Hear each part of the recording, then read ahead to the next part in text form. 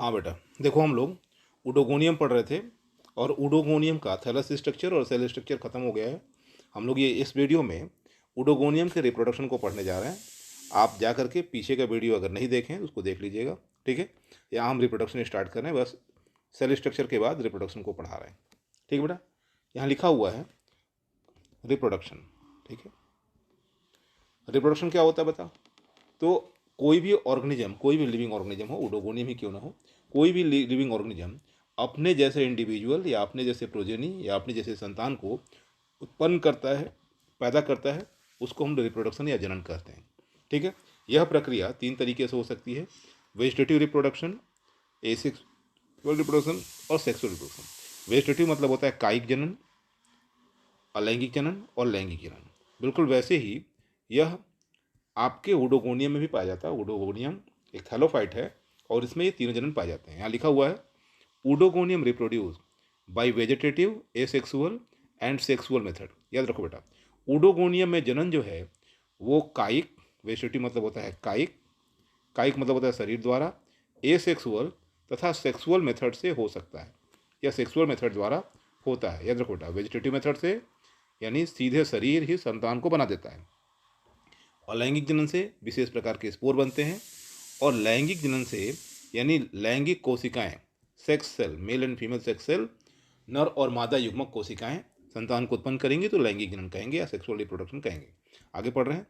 First है vegetative reproduction, कहीं कहीं वेजिटेटिव मल्टीप्लिकेशन या प्रोपेगेशन भी कहा जाता है। आगे लिखा हो बेटा, द वेजिटेटिव मल्टीप्लिकेशन यानी कायिक द्विगुण बहुगुणन। मल्टीप्लिकेशन मतलब होता है संख्या का बढ़ना, और वेजिटेटिव मतलब होता है कायिक यानी शरीर, काय मतलब होता है शरीर।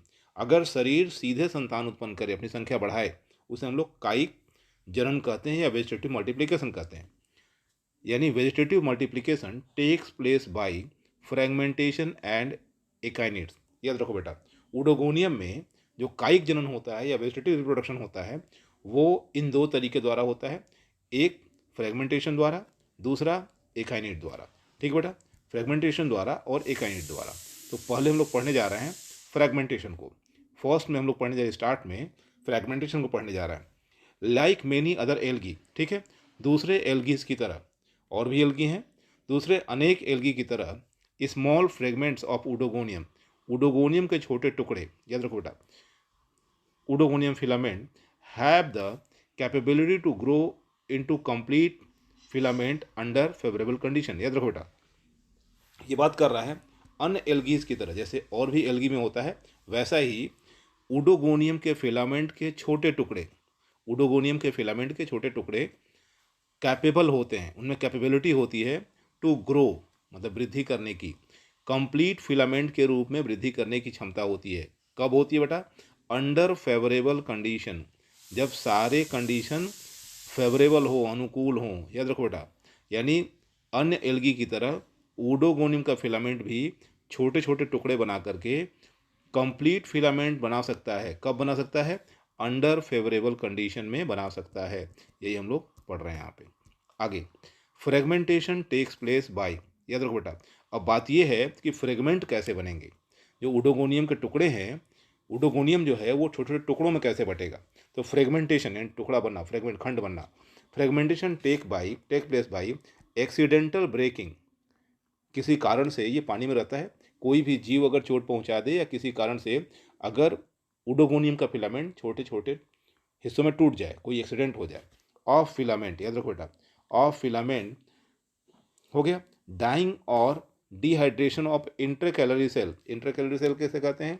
पूरे फिलामेंट में जो बीच की कोशिकाएं हैं, भाई मान लो 100 सेल का एक फिलामेंट है, 500 सेल का एक फिलामेंट है, तो कोई भी सेल मतलब 25वें नंबर की सेल, 50वें नंबर की सेल, ये नहीं कि पहली और लास्ट सेल, नहीं नहीं, बीच की कोई सेल, बीच मतलब होता है इंटरकैलरी, बीच की कोई सेल अगर सूख जाए, उसका जीवद्रव्य समाप्त हो जाए या डिहाइड्रेशन हो जाए, ठीक है, या उस सेल के अंदर क्या बोल रहे हैं, कन्वर्जन हो जाए, conversion of intercalary cell into sporangia, यानी इंटरकैलरी सेल स्पोरेंजिया बदल जाए, बीजाणुधानी बदल जाए, और जब बीजाणु निकल जाएंगे, उसमें से स्पोर निकल जाएंगे, तब वह सेल खाली हो जाएगी, और वह खाली सेल जो होगी वो जल्दी ही टूट जाएगी।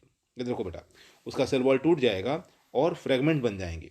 ऐसे बने टुकड़े, कौन से टुकड़े बेटा, या वो एक्सीडेंटल ब्रेकिंग से बने हो, या वो एक्सीडेंटल, हमने क्या बोला, एक्सीडेंटल ब्रेकिंग से बने हो, एक्सीडेंटल ब्रेकिंग से बने हो, या उनके अंदर का जीवद्रव्य सूख गया हो, या अंदर स्पोरेंजिया बन गया हो। इसकी वजह से जो छोटे छोटे टुकड़े बन रहे हैं, ठीक है, जो छोटे टुकड़े बन रहे हैं, वो प्रत्येक टुकड़े विकसित होकर के फेवरेबल कंडीशन में, प्रत्येक टुकड़े अनुकूल वातावरण में विकसित होकर के नए फिलामेंट को बना देंगे। किसके फिलामेंट को बना देंगे, उडोगोनियम के फिलामेंट को बना देंगे।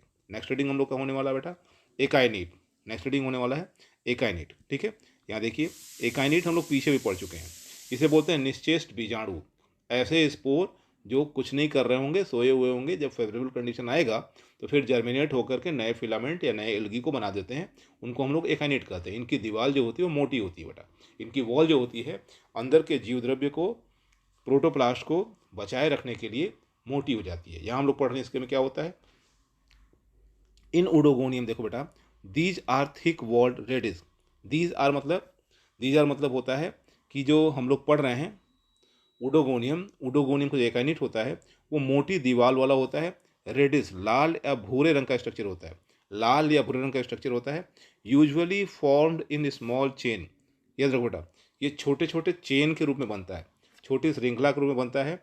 During favourable condition, during favourable unfavourable condition, याद रखो बेटा, जब वातावरण प्रतिकूल होगा, अनुकूल नहीं होगा, वातावरण प्रतिकूल होगा, इसका मतलब हो गया जिस तालाब या जिस भी स्रोत में उडोगोनियम रह रहा है, अगर उसमें पानी खत्म होने लगे, सूखने लगे, ठीक है, ऐसे कंडीशन में क्या होता है, उडोगोनियम का जो फिलामेंट होता है मोटी दीवार वाली लाल भूरे रंग की संरचना बना लेता है। दीवार मोटी होती है, लाल भूरे रंग की संरचना बन जाती है, भूरे रंग की, जो छोटे छोटे बॉल की तरह होते हैं। दीज दीज स्पोर्स, याद रखो बेटा, ये छोटे छोटे स्पोर बन गए हैं। These spore germinate under favourable condition, जब फिर वापस अनुकूल वातावरण आता है, इसका मतलब जलाशय में फिर से पानी अगर भरता है, ठीक है, favourable condition, and new filament to form new filament, याद रखो बेटा, फिर से वापस जब उसमें पानी वगैरह आ जाता है, तब ये जो एकाइनिट्स हैं वो जर्मिनेट होकर उनकी वॉल गल जाती है और जर्मिनेट होकर के नए फिलामेंट को बना देते हैं। इसके साथ ही साथ वेजिटेटिव रिप्रोडक्शन समाप्त हो रहा है। और अगला हेडिंग हम लोग का है वो एसेक्सुअल रिप्रोडक्शन है बेटा। वेजिटेटिव रिप्रोडक्शन में हम लोग दो टॉपिक पढ़े, एक वेजिटेटिव रिप्रोडक्शन थ्रू फ्रेगमेंटेशन और दूसरा हम लोगों ने पढ़ा एकाइनेट के थ्रू। नेक्स्ट हेडिंग हम लोग का जो है वो जू स्पोर है। नेक्स्ट हेडिंग जो हम लोग का है वो जू स्पोर है बेटा। इसको हम लोग नेक्स्ट वीडियो में कवर करेंगे, ठीक है। ओके, ध्यान से देखिए इसको।